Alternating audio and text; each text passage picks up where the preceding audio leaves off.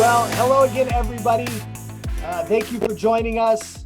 I'm Mike Neeley with Equity 401k Consultants. I am your owner/investment consultant for the company. And as always, I am joined again by my wonderful, amazing colleague, amazing third-party administrator partner in Nova 401k Associates, Mr. Thad Letzer. Thad, why don't you just take 2 quick seconds for the folks that didn't see our first video to get an introduction to you. Sure. Thanks, Mike. Yep. Hey, folks, this is Thad Letzer with Nova 401k Associates. The firm I work for is a third-party administrator. All we do here at Nova is qualified plan design and administration. So we think we have a reasonable handle on compliance work that qualified plans require. So for anyone needing a retirement plan, compliance and administration, think of Nova. That's a good introduction. Right. Short and sweet and straight to the point. There it is.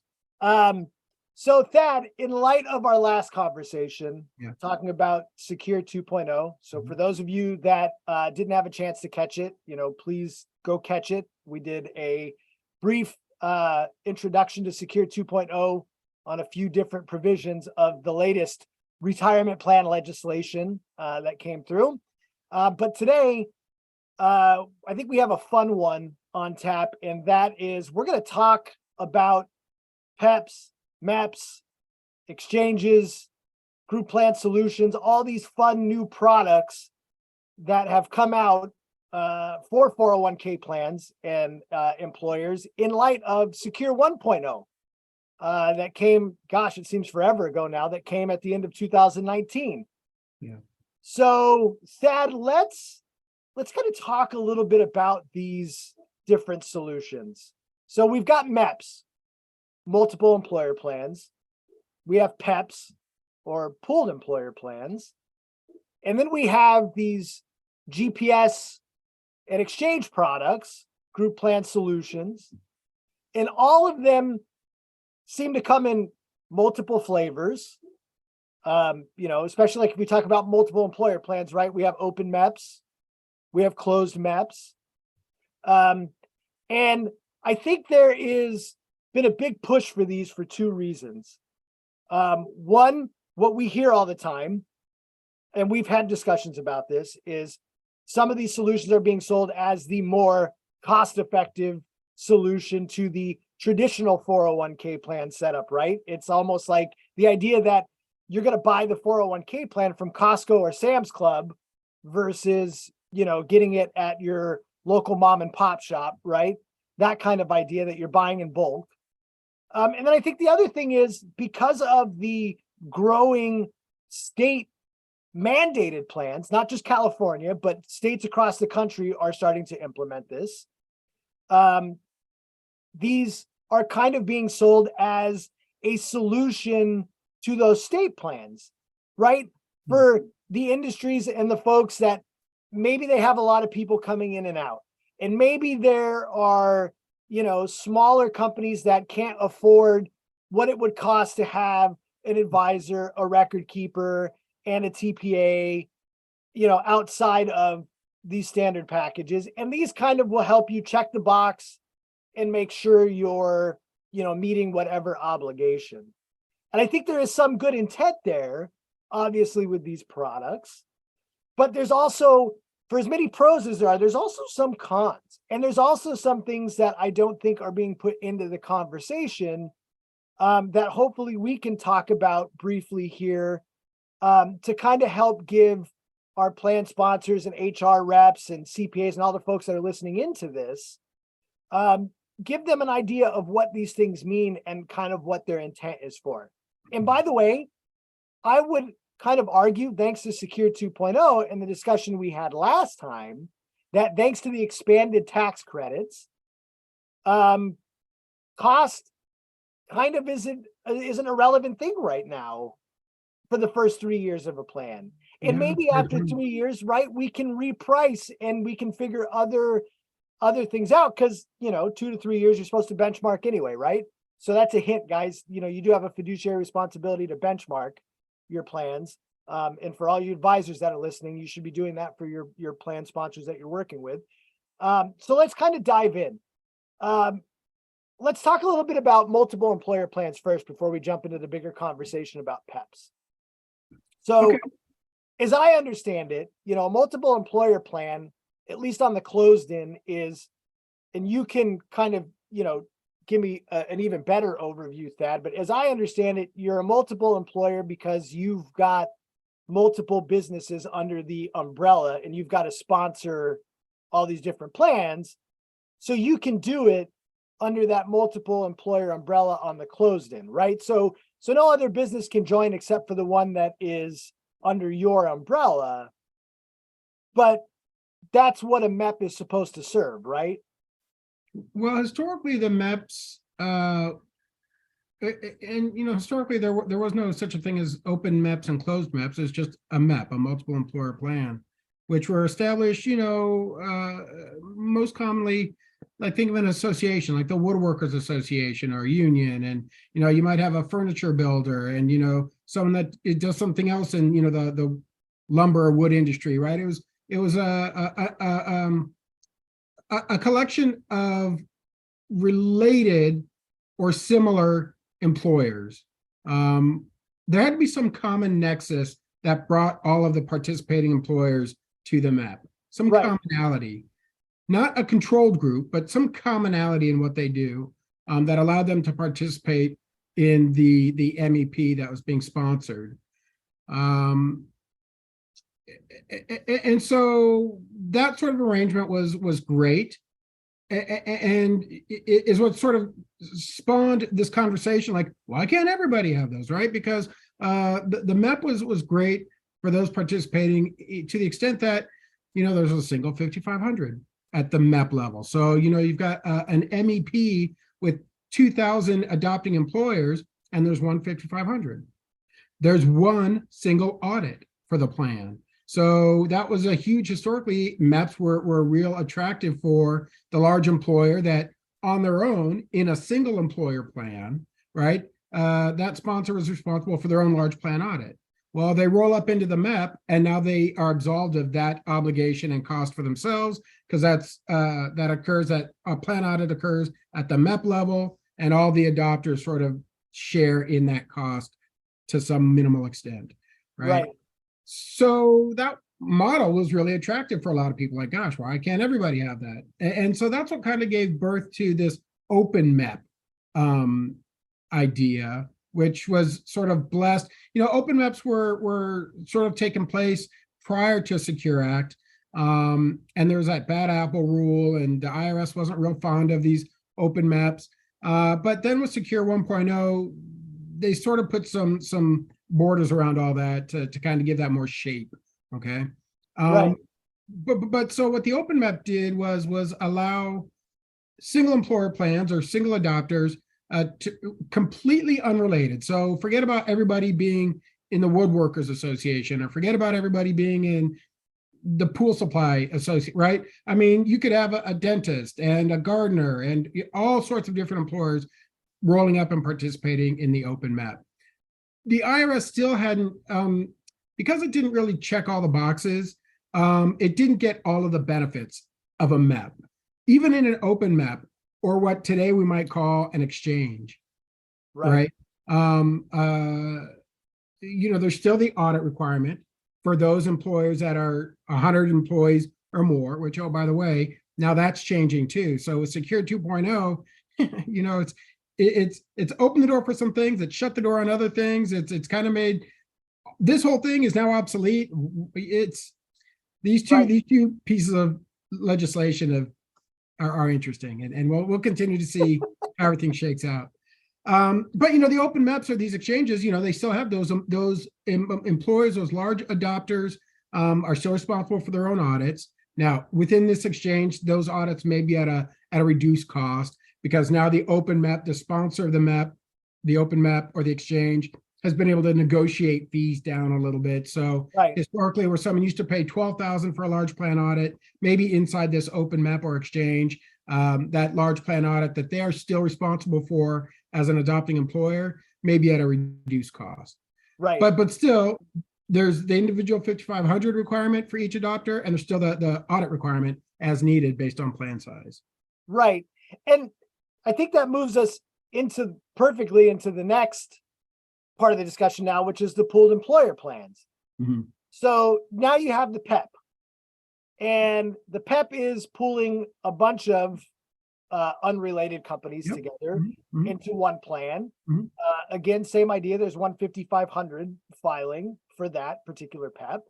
And then you have a PPP, a pooled plan provider, that is going to oversee that and provide for that that group plan there. Mhm. So again, a lot of the ways, especially as an advisor, that I get, conversations with other record keepers and things about PEPs is that it's the cost-effective, check the box solution for employers.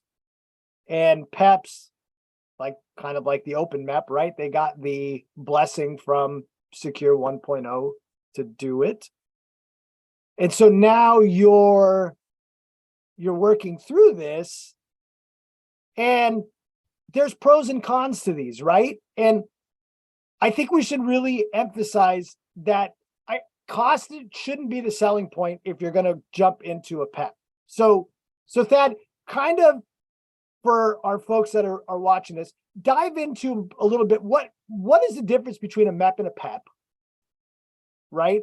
Yeah, I mean, really, the only difference is that now the PEP, to your previous comment, is the PEP is open to any disparate employer. They don't have to be related, like a MEP still Right. calls for. And a MEP, you might think, well, a PEO is a MEP, right? A PEO offers a, and you see your big payroll providers, your Paychecks, your ADPs will roll clients up into their PEO, and that's a MEP. Right. And so there you might have an attorney and a dentist and a gardener, right? Those are all unrelated employers rolling up into a MEP by way of a PEO. But a PEP is, basically the same thing. You just don't have to participate in the PEO for all the workers' comp and all the health benefits and everything else that a PEO wants to throw at you. You can just say, look, we like all of our other benefits where they are, what they're doing, but we do like this idea of sort of group pricing inside of a PEP, right? And so a PEP is, by the IRS, they treat a PEP the same as a MEP.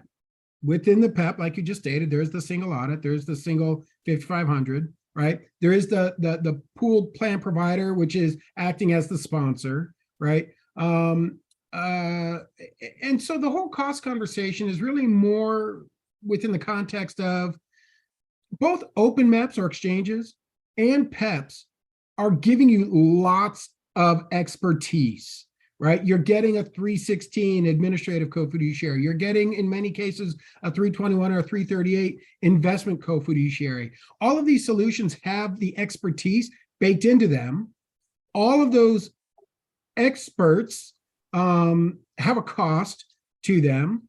The notion is that, well, shoot, in a single employer plan, I might not opt to work with all of these specialists. I don't need a 316 if I'm, Joe employer sponsoring a plan for my 15 employees. Do I need a 316? No.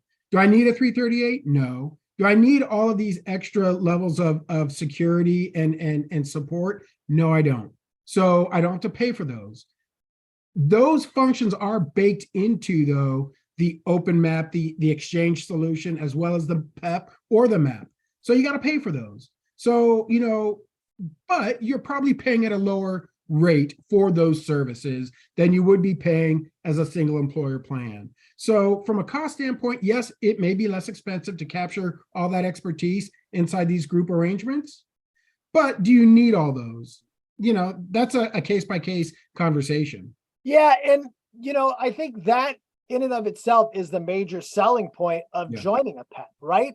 Like the major selling point is not potentially lowering your costs, right? That should not be the starter of that conversation. Exactly. The point is, if you're not an expert in these areas, and let's be honest, a lot of plan sponsors aren't, and there's a lot of plan sponsors that I talk to that have misconceptions about what their fiduciary responsibility is, and you know, they're business owners, Right. they build, widgets, or they provide whatever service. Like, they're not doing what we do. They're not, studying to be an expert at what a plan document needs and what everything in compliance is, or, Right. what criteria do I need in my investment policy statement to monitor my investments and make sure that that's happening as it's supposed to be done. And I think the selling point for the PEP is saying, look, I'm not the expert. I don't have a committee. And I also don't have time to take care of X, Y, and Z. I think my best opportunity then is to turn to one of these solutions and really put that expertise, like Yeah. you mentioned, hopefully at a better cost than it Yeah. would be if I had to do it individually. But I'm going to give that fiduciary responsibility to somebody else. Yeah. And that is where having a good team, understanding the PEP that you're going into. So understanding who the pooled plan provider is and understanding these pros and cons of joining one. Yeah. And making sure that you've got the right pieces to the puzzle to run it the way that it needs to be run. I mean, I think the other part is, if you're a large plan, being able to get a lower large plan audit cost is great, Yeah. right? Well, especially Mike, what you lose in all of that cost savings, you can't have everything, right? What you lose in some of these PEPs or MEPs or exchange solutions is flexibility too, right? I Right. mean, you got to take all of those co-fiduciary positions that are baked in. You don't get to bring your own 316. You don't get to bring your own 338 in many cases. You don't get to bring your own, thing to the party. You got to take what's already baked into the solution. You Right. also, tend to lose some plan design flexibility, right? If we've got a group where, we have a triple stack match and we've got, all kinds of different groups and, I got to keep all these entities separate or employee groups and divisions, that may not be a good fit if you Right. need more flexibility. And look, I recently helped a company move into a PEP, and we were able to get their large plan audit cost at a much cheaper cost. Oh, cool. And they really needed the help with checking those boxes, Yeah. and making sure that things were being done, especially because they have remote workers and folks that are out there. So Mhm. it certainly helps. And I don't think you evaluate joining a PEP on one sole point. But I think the point to drive home is, while there's a lot of folks that are out there selling these solutions as a one size fits all, Anything but.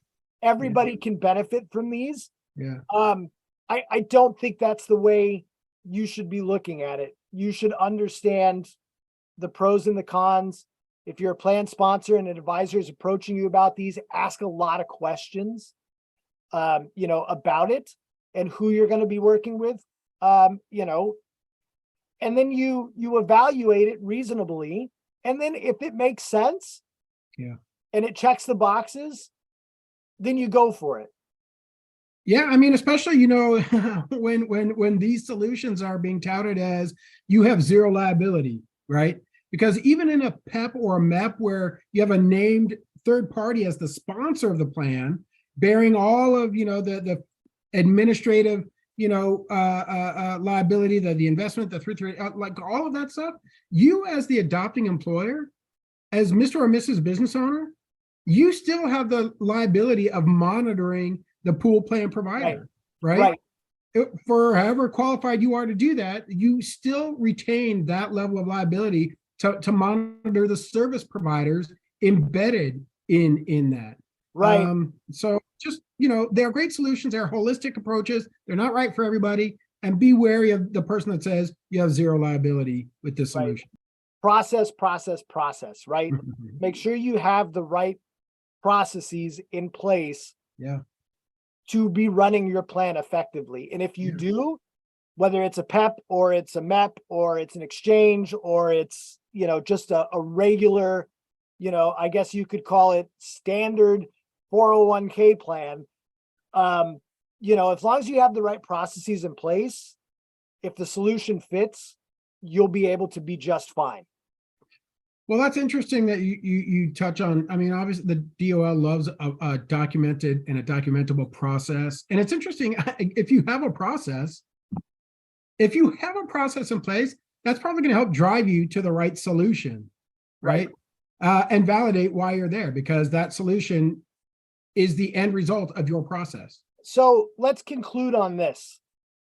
As we said in the last video, every employer that is sponsoring a plan has a different situation and a different set of needs.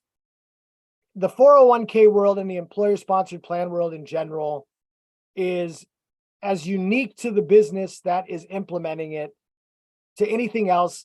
It's not a one-size-fits-all solution, as we know a lot of folks try to sell different products.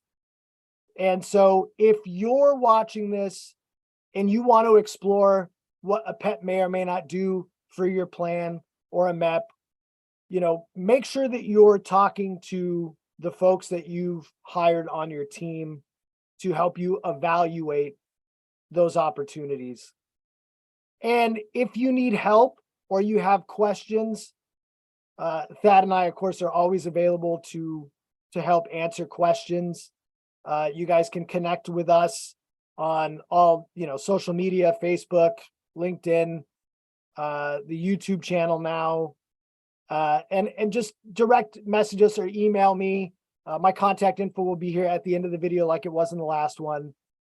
And, we appreciate it, and we appreciate you guys taking the time to watch and listen to this and listen to a couple of guys babble about 401k plans and legislation. And we hope it provides value to you, because that's our number one goal, is to provide value on these current topics and these things that are out there. Thad, do you have anything else that you want to add here at the end as we call it? No, Mike, I mean, there's lots of great solutions out there. I mean, Congress has done a great job of, giving us lots of great tools for every, employer need. But, you got to understand what those are and what one may be best for you. Without a doubt. Well, everybody, thanks again for taking the time to watch us. And as always, please reach out. Thanks again.